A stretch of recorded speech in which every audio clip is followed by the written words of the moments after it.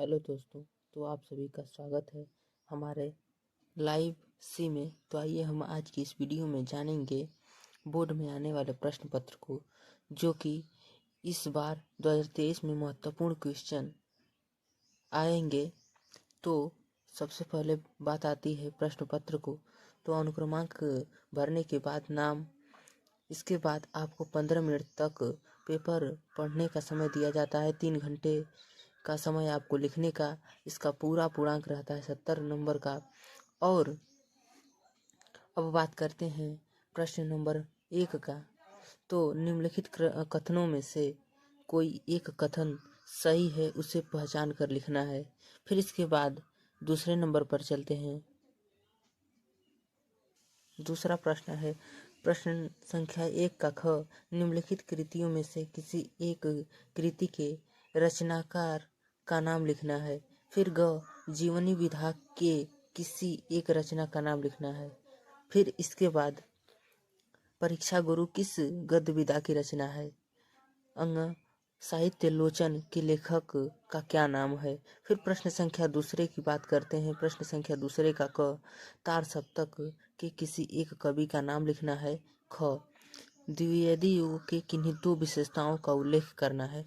ग नई कविता की 2 प्रमुख विशेषताओं का उल्लेख करना है। फिर इसके बाद प्रश्न संख्या तीसरे पर चलते हैं।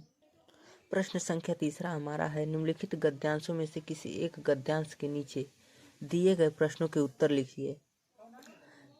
यहाँ पे गद्यांश दिए गए हैं, इनमें से आपको गद्यांश का संदर्भ लिखना है, रेखांकित अंश की व्याख्या करना है और युवा पुरुषों की बुराई तथा अच्छाई संगति का क्या प्रभाव पड़ता है, इन तीनों को लिखना है।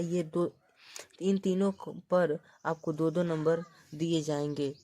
फिर इसके बाद प्रश्न संख्या ख है, उसी प्रकार से दिया गया है। इसका भी संदर्भ, रेखांकित अंश का व्याख्या और ममता कौन थी और उसकी क्या स्थिति थी, इस तीनों प्रश्नों के बारे में लिखना है। फिर चौथे प्रश्न की बात करते हैं। तब निम्नलिखित पद्यांशों में से किसी एक पद्यांश का संदर्भ सहित व्याख्या करना है। इसमें से आपको पद्यांश नंबर क यहाँ है। इसमें 2 पद्यांश दिए गए हैं, आपको दिखा देता हूँ मैं। और ख है, ये इन दोनों में से किसी एक का पद्यांश, इन दोनों पद्यांशों में से किसी एक पद्यांश का संदर्भ सहित व्याख्या करना। फिर इसके बाद बात करते हैं प्रश्न संख्या 5 की।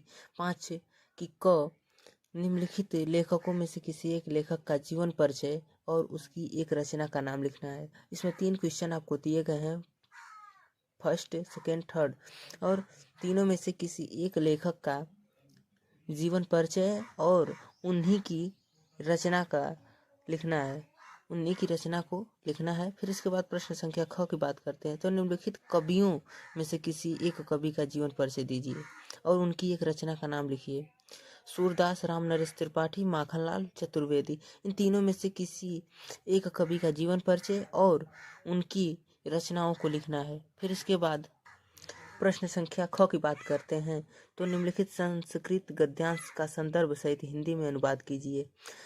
जो इनमें 2 प्रश्न दिए गए हैं, प्रश्न संख्या पहला और दूसरा।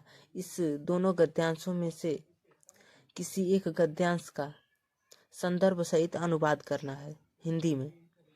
संदर्भ लिखने के बाद अनुवाद करना है। फिर इसके बाद प्रश्न संख्या 7 की बात करते हैं। तो 7 में प्रश्न संख्या क अपनी पाठ्य पुस्तक में से कंठस्थ कोई एक श्लोक लिखना है जो इस प्रश्न पत्र में न आया हो। और प्रश्न संख्या ख निम्नलिखित प्रश्नों में से किन्हीं 2 प्रश्न का उत्तर दीजिए। इसमें 4 क्वेश्चन दिए गए हैं, फर्स्ट, सेकेंड, थर्ड और फोर्थ। इनमें से चारों में से किन्हीं 2 प्रश्नों का उत्तर लिखना है। इसके बाद प्रश्न संख्या 8वें पर चलते हैं। प्रश्न संख्या 8 है हमारा। 8 का क हास्य रस अथवा करुण रस का उदाहरण सहित परिभाषा दीजिए।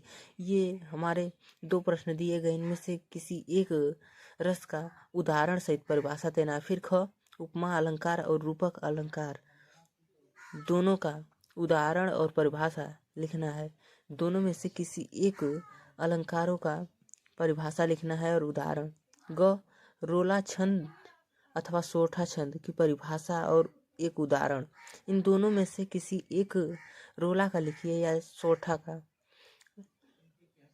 परिभाषा लिखकर और उदाहरण भी देना है। फिर प्रश्न संख्या 9 की बात करते हैं तो 9 में क निम्नलिखित उपसर्गों में से किन्हीं 3 के मेल से एक शब्द बनाइए। इसमें 6 क्वेश्चन आपको दिए गए हैं। इनमें से किसी भी कहीं से भी 3 प्रश्नों का आंसर लिखना है। फिर इसके बाद निम्नलिखित में से किन्हीं 2 प्रत्ययों का प्रयोग करके एक शब्द बनाइए। प्रश्न संख्या ख निम्नलिखित में से किन्हीं 2 प्रत्ययों का प्रयोग करके एक शब्द बनाना है। इनमें से 2 किसी भी 5 क्वेश्चन दिए गए, इनमें से 2 प्रश्नों का हल करना है। फिर इसके बाद प्रश्न संख्या ग निम्नलिखित में से किन्हीं 2 का समास विग्रह करना है। इसमें भी 5 प्रश्न दिए गए हैं, 2 का समास विग्रह करना है। फिर घ निम्नलिखित में से किन्हीं 2 शब्दों का तत्सम रूप लिखिए। इसमें भी 5 क्वेश्चन दिए गए हैं, इनमें से 2 का आंसर लिखना है आपको। अंग निम्नलिखित में से किन्हीं 2 शब्दों के 2 पर्यायवाची लिखिए। 2 पर्यायवाची लिखना है। इसमें 5 क्वेश्चन दिए गए हैं, इनमें से 2 शब्दों के 2 पर्यायवाची लिखना है। फिर इसके बाद प्रश्न संख्या 10वें की बात करते हैं। प्रश्न संख्या 10 का क निम्नलिखित में से किन्हीं 2 में संधि विच्छेद कीजिए और संधि का नाम लिखना है। इसमें 4 क्वेश्चन दिए गए हैं, इन चारों में से किसी 2 का संधि विच्छेद करना है और संधि का नाम लिखना है। फिर प्रश्न संख्या ख निम्नलिखित शब्दों में से तृतीय विभक्ति बहुवचन लिखना है। इन दोनों का तृतीय विभक्ति बहुवचन या तृतीय विभक्ति एक वचन या अनेक प्रकार के दे सकते हैं प्रश्न इसमें। फिर इसके बाद ग प्रश्न की बात करते हैं। निम्नलिखित में से किसी एक के धातु लकार पुरुष तथा वचन का उल्लेख करना है। इनमें 3 क्वेश्चन दिए गए हैं, तीनों में से किसी एक क्वेश्चन का आंसर देना है आपको। फिर घ निम्नलिखित में से किन्हीं 2 वाक्यों का संस्कृत में अनुवाद करना है। इसमें 4 प्रश्न दिए गए हैं, इनमें से किसी भी 2 को आंसर लिखना है आपको। फिर इसके बाद प्रश्न संख्या 11 निम्नलिखित में से किसी एक विषय पर निबंध लिखना है। इसमें 4 क्वेश्चन दिए गए हैं आपको।